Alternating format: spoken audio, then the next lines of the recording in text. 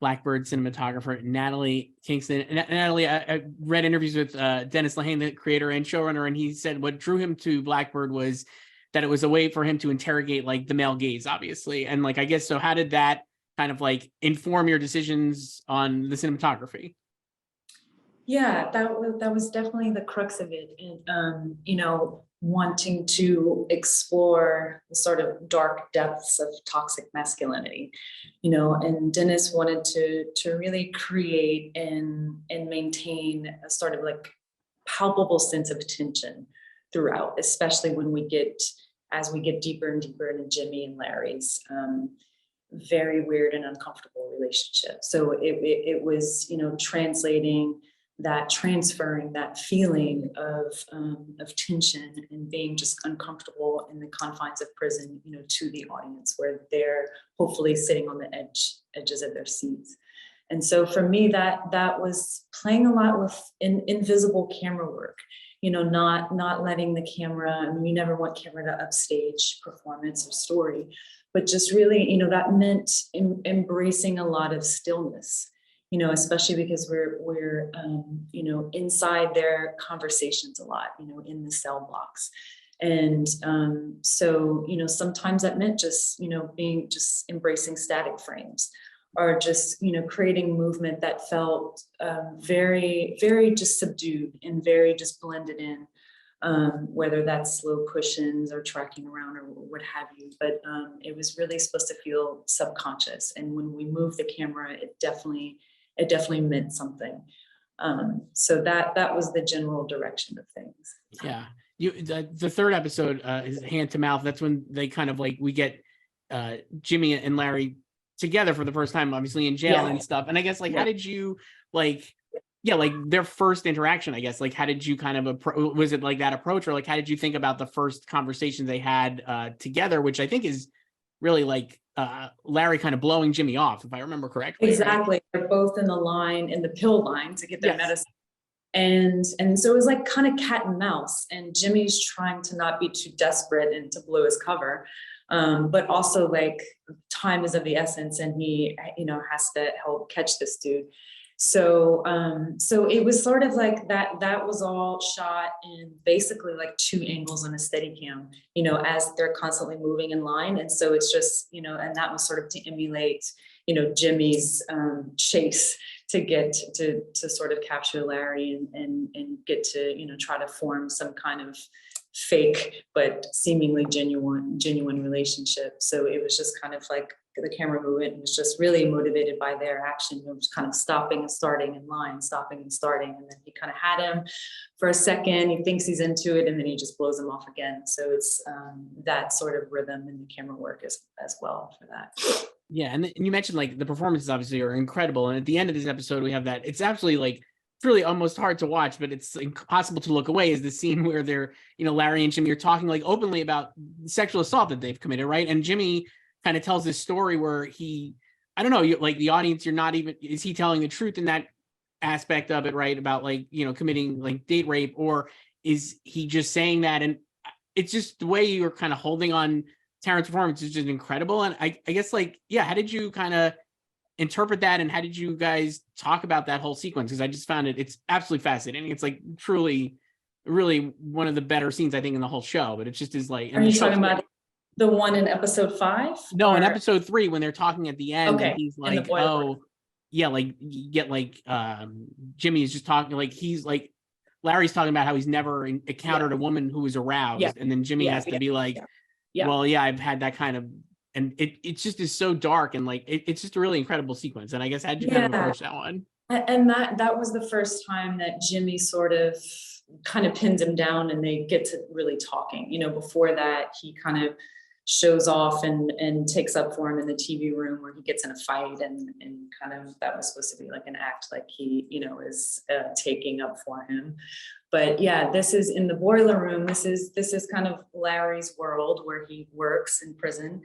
So he has a little bit of freedom here. So the scene kind of starts off lighter. They're casually, just chatting, and then they reach his kind of office area and sit down. And yeah, the conversation just takes a turn in a very dark place and very unexpected place. So The angles start in more, the camera's a little further back at first, and then we're covering Jimmy and Larry in more profiles. And as it gets just more uncomfortable and more awkward and darker, we're right there just a few feet away from Jimmy and Larry, and on a wider focal length. And so the idea was just to really just immerse the audience inside that conversation, again, creating that tension and sort of emulating what Jimmy's perspective felt like, of having to encounter this rapist, this murderer, and to try to pretend to be friends with him. And how did you talk about with Paul and Taron, I guess, about the performances and how this, like you're saying, the way you're moving the camera kind of impact their performances? I feel are so, because we're not being able to look away from those you know what I mean? It's so I guess, how did you guys talk about that, working together as a group to get those performances, I guess? I mean, it all just kind of just came naturally. I think we're all on the same page and aware that there was a lot of dialogue, a lot of sit down intense conversations. And so it just, the blocking just kind of sort of organically we had an idea going into it. Sometimes it would steer in a slightly different direction, but most of the time it all just kind of fell into place. And, it was really I was trying to, by shooting in large format with a wider field of view and, with less depth of field, I was trying to create, almost like landscapes with these characters' faces. So the audience could really pick up on every nuanced expression, throughout these conversations. And you could really feel you could sort of see, the idea was never to paint Larry Hall in the picture that he is, you condone his behavior by any means, but at certain times you see him as he is a monster, yes, but he's still a human being. And you start to see, throughout the series, you see that, this is, because of his childhood and the way he was raised and whatever happened in his past and kind of what led him down this path. And you start to see slivers of a little bit of humanity, and you kind of empathize. Again, don't forgive it or condone it, but you definitely see the humanity come out. And that was important, because it's not so black and white. These are all characters and human beings. So, and that's how, at moments you kind of feel okay, Jimmy and Larry are they're actually friends. They're getting along, and what's real and what, you have a lot of questions are raised. Yeah, it's really great. And I think it's a testament to the performances that they're just so, I mean, Taron, I think, is really amazing. The other significant conversation we have in this episode is between Taron and his dad, or Jimmy, excuse me, and his dad, played by Ray Liotta, which I just thought those sequences are also incredible. And I couldn't help but think of obviously Ray Liotta's history as in Goodfellas and all these different things, especially in those sequences, because it just is kind of putting him back into familiar settings, let's say, from stuff you that people have really loved him as when he was, obviously alive. I guess how did you guys what was just generally what was those sequences like? And working with Ray and getting obviously a different flavor of relationship between Jimmy and his dad versus Jimmy and Larry.